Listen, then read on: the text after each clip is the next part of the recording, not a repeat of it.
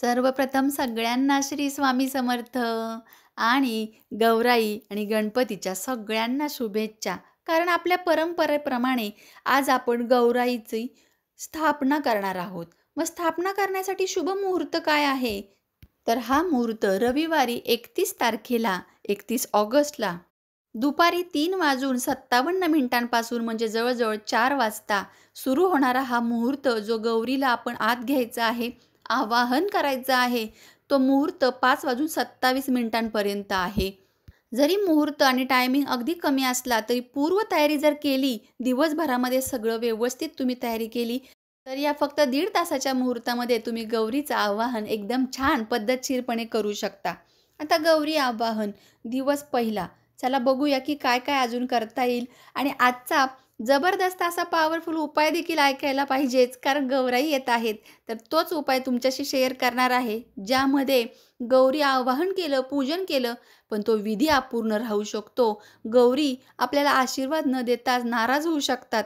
का? तर तेच तुम्हाला पुढे सांगणार आहे. त्यासाठीच आपल्या व्हिडिओला अवश्य शेवटपर्यंत पाहत जा आणि जास्तीत जास्त आपल्या महिला, आपल्या गृहिणी, मैत्रिणींपर्यंत पोहोचवत जा. तुम्ही जर हा व्हिडिओ पोहोचवलात, तर मला जास्तीत जास्त अजून या माहिती उत्साहाने तुमच्यापर्यंत सांगावे आणि गुप्त उपाय जे पूर्वापार चालत आलेले आहेत ते सांगावे. यासाठी माझी देखील तितकीच धावपळ आहे, तरी देखील मी व्हिडिओ तुमच्यापर्यंत नक्कीच पोहोचवत जाईल. चला आपल्या व्हिडिओकडे वळूया.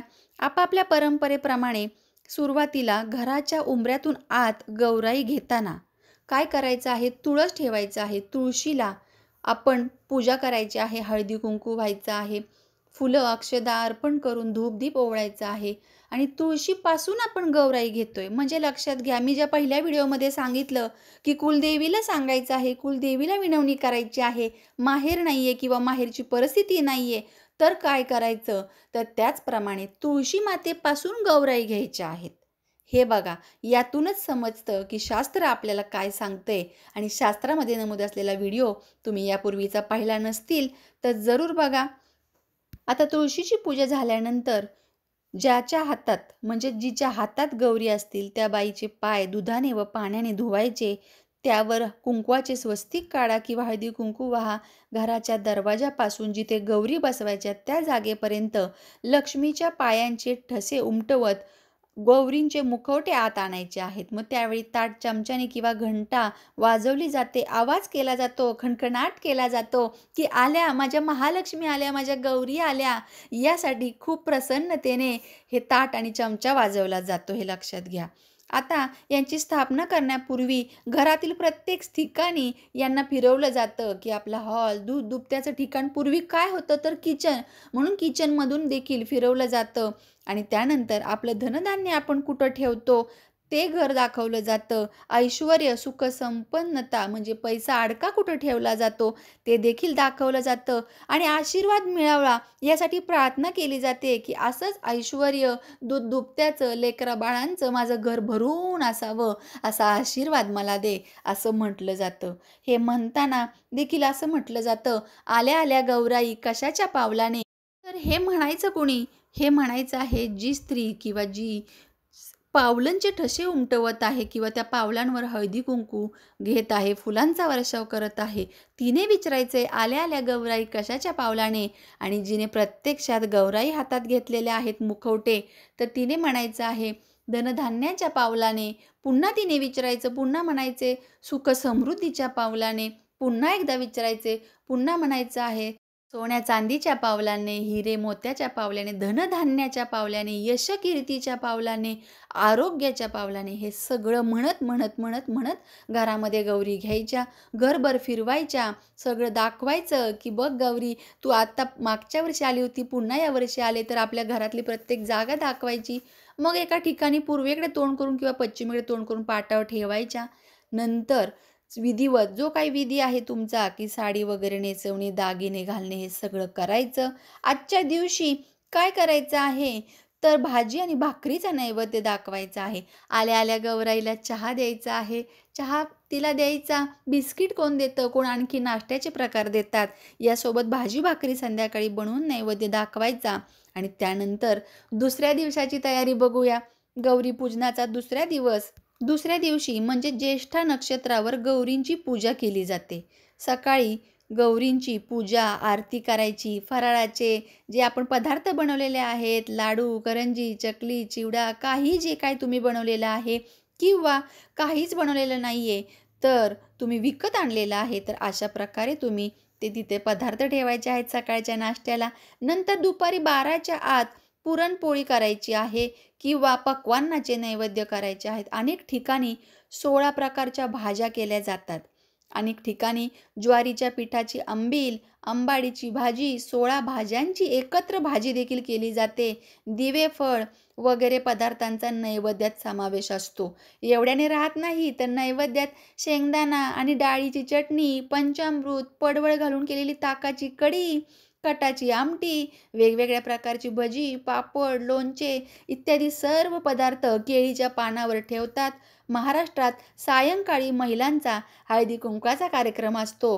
पण त्या अगोदर गौराईला जेवण दिलं जातं, जेवू घातलं जातं. साधारणतः अनेक ठिकाणी दुपारीच हा नैवेद्य दाखवला जातो, तर काही ठिकाणी संध्याकाळी हा नैवेद्य दाखवला जातो. तुमच्या भागात ज्या प्रकारची पद्धत आहे ते तुम्ही विचारून जरूर यामध्ये काही गोष्टी ॲड करू शकता.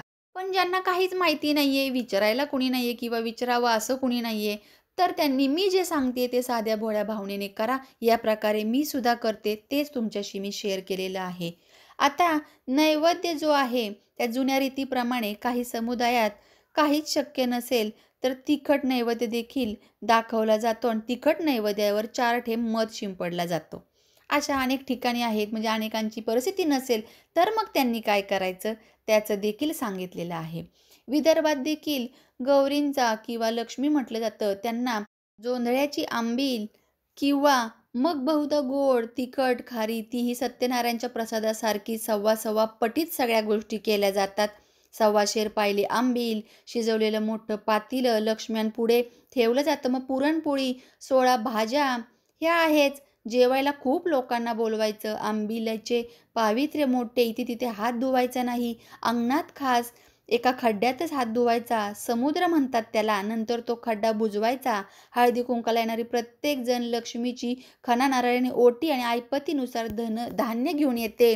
पुन्हा गृहिणीने ती सगळी रास घटस्थापनेपूर्वी घरातच पै-पाहुण्यांसाठी पदार्थ खाऊ घालून संपवायचे असते. उचलून घराबाहेर काही न्यायचं नाही. अनेक ठिकाणी नैवेद्याच्या वेळी कणकेचे 16, कुठे 32 असे दिवे आणि मुठे करतात. केळीच्या पानाभोवती ठेवायचे असतात ते. नैवेद्य केळीच्या पानावरच वाढायचा. वाढून झालं की तिथल्या खोलीचं दार बंद केलं जातं. आता अनेक ठिकाणी या गोष्टी वेगवेगळ्या आहेत. विदर्भात आता ही पद्धत होती, ती तुमच्याशी शेअर केली. महाराष्ट्रामध्ये आपल्या साधा पुरणपोळीचा नैवेद्य आणि वडी, अळूवडी, बटाट्याची भाजी, खीर, पुरी, आमटी आणि पोळ्या हे सगळं केलं जातं. यानंतर नैवेद्य जेव्हा आपण अर्पण करणार आहोत ना, फक्त लक्षात ठेवायचं, की ज्या ठिकाणी गौराईंना नैवेद्य दिलेला आहे, गौरी जेवत आहेत, त्या ठिकाणी एकदम शांतता ठेवायची.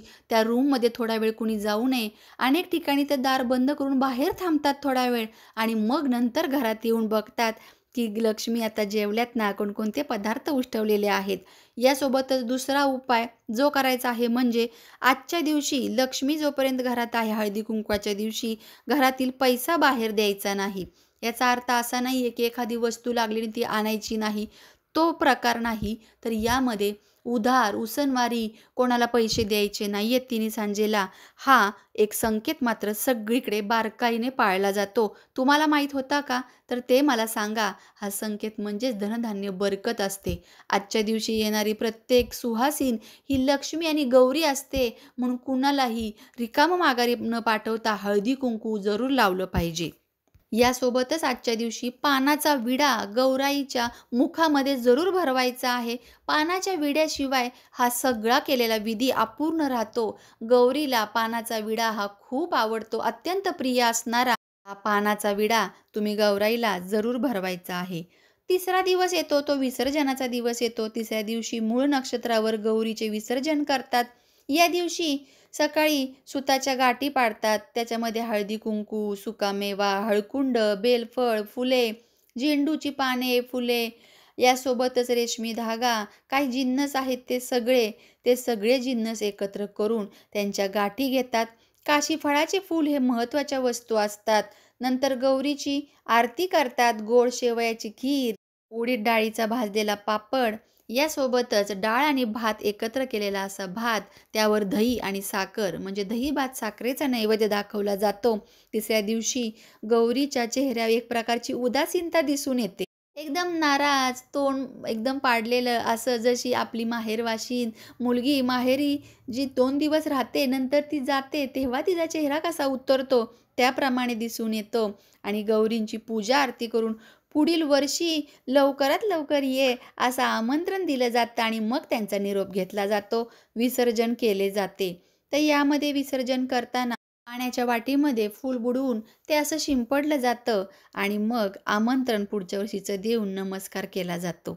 काही ठिकाणी पाण्यात विसर्जन करतात. घरी येताना थोडी वाळू किंवा खडे घेऊन येतात आणि घरातल्या, अंगणातल्या सगळ्या झाडाझुडपात टाकले जाते. त्या योगे घरात समृद्धी नांदते. झाडाझुडपांचे द्वारे आपल्याला आशीर्वाद प्राप्त होतो असं म्हटलं जातं. तर आजचे उपाय तुम्हाला कसे वाटले? व्हिडिओ कसा वाटला? आवडलाच असेल तर लगेच लाईक करा आणि भरभरून शेअर करा, जेणेकरून सगळ्यांना हा उपाय माहीत होईल. चला तर पुन्हा भेटू अशा नवीन माहितीसोबत. तोपर्यंत माझ्याकडून सर्वांना गौरी गणपतीच्या हार्दिक शुभेच्छा.